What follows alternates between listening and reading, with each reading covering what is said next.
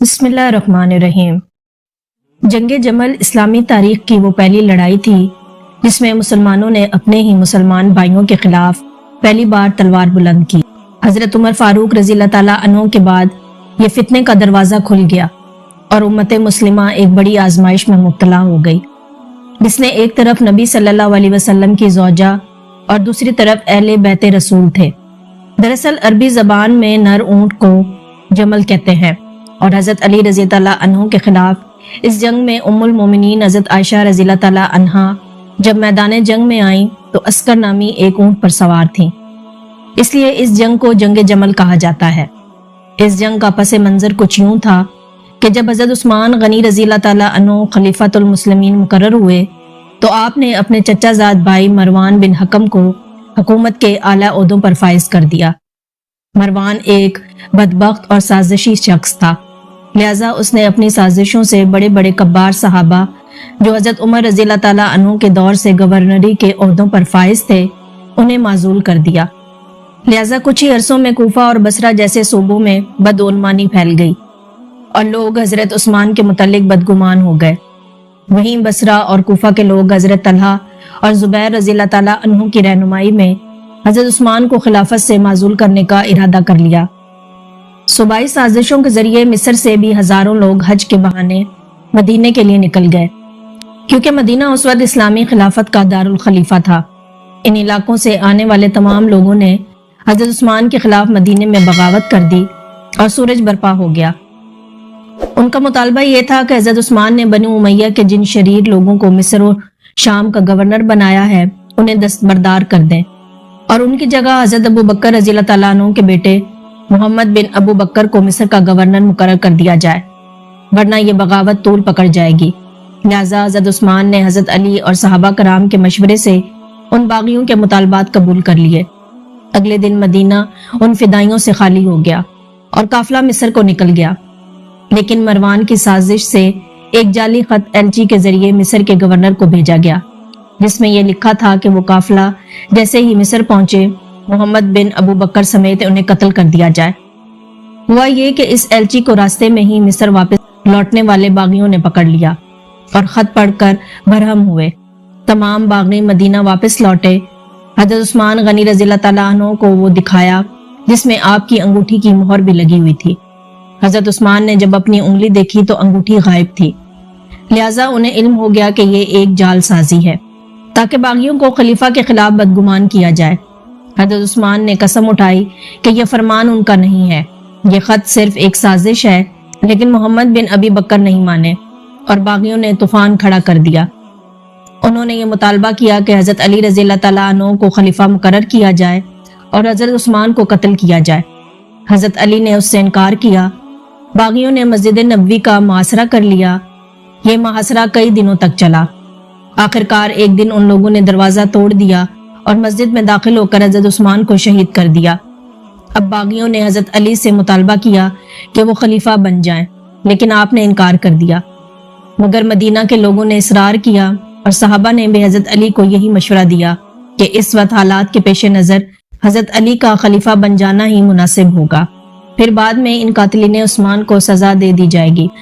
لہذا حضرت زید بن ثابت رضی اللہ تعالیٰ عنہ، حضرت ابن عمر، حضرت طلحہ اور زبیر رضی اللہ تعالیٰ عنہ جیسے صحابہ نے آپ کی بیعت کر لی اور آپ خلیفہ مسلمین مقرر ہوئے۔ اب لوگ اس امید میں تھے کہ حضرت علی قاتلین عثمان سے قصاص لیں گے، لیکن ایسا نہ ہوا۔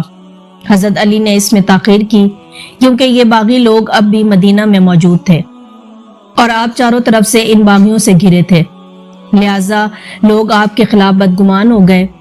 صوبائیوں نے لوگوں میں یہ افواہ پھیلا دی کہ خلیفہ بننے کے لیے حضرت علی نے قاتلین عثمان کا ساتھ دیا ہے اور اب وہ ان سے کوئی بدلہ یا قصاص نہیں لیں گے، لہذا حضرت طلحہ اور زبیر رضی اللہ تعالیٰ عنہ میں مدینے سے نکل گئے۔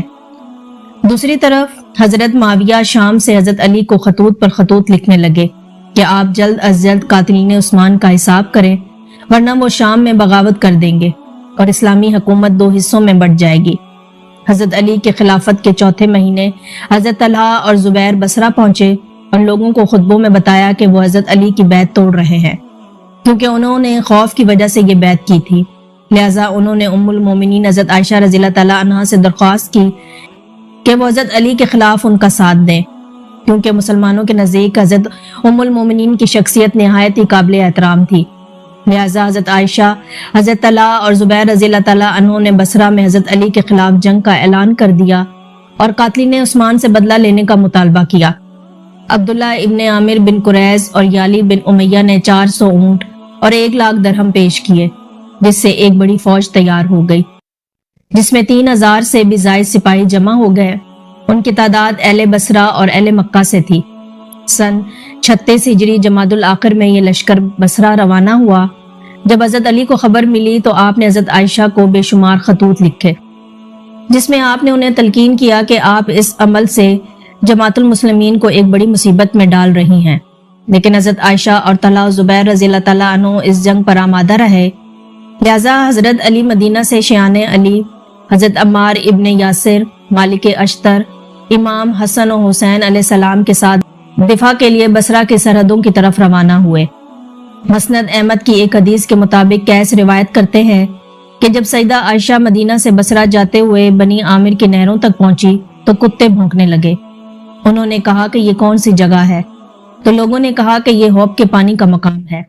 انہوں نے کہا کہ میرا خیال تو یہی ہے کہ میں واپس لوٹ جاؤں، لیکن ان کے بعد ہم سفروں نے کہا کہ اب آپ واپس نہ جائیں بلکہ آگے بڑھیں، ممکن ہے کہ مسلمان آپ کو دیکھیں اور اللہ تعالیٰ ان کے مابین صلح کرا دیں۔ انہوں نے کہا کہ رسول اللہ صلی اللہ علیہ وسلم نے ایک روز ہم سے فرمایا تھا کہ تم میں سے ایک کی اس وقت کیا حالت ہوگی جب اس پر حوض کے کتے بھونکیں گے۔ لہٰذا یہ لشکر آگے بڑھتا گیا اور حضرت علی اور اصحاب جمل کا لشکر خریبہ کے مقام پر آمنے سامنے آ پہنچا۔ حضرت علی نے صلح کی کوشش کی اور حضرت طلحہ اور زبیر کو خط لکھے کہ آپ قرآن کی مخالفت کر رہے ہیں اور قاتلین عثمان کا بدلہ ضرور لیا جائے گا۔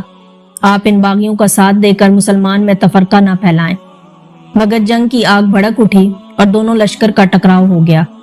اس جنگ میں بہت سے اصحاب جمل قتل کیے گئے، لہٰذا باغیوں کا گروہ بھاگنے لگا۔ حضرت طلحہ بھی شہید ہو گئے۔ ایک روایت کے مطابق جب حضرت طلحہ پر یہ ظاہر ہوا کہ وہ غلطی پر ہیں تو وہ خود جنگ کے دوران پیچھے ہٹ گئے، اس لیے آپ کو مروان نے ہی شہید کروایا۔ روایتوں کے مطابق حضرت علی نے اس اونٹ کے پاؤں ذوالفقار سے کاٹ دیے جن پر ام المومنین سوار تھیں۔ لہٰذا جنگ کا خاتمہ ہوا اور حضرت علی نے حکم دیا کہ کسی بھی شخص کو قیدی نہیں بنایا جائے گا، کسی کا مال نہیں لوٹا جائے گا، اور حضرت عائشہ کو عزت اور احترام کے ساتھ ان کے بھائی محمد بن ابو بکر کے ہمراہ مدینہ بھیج دیا گیا۔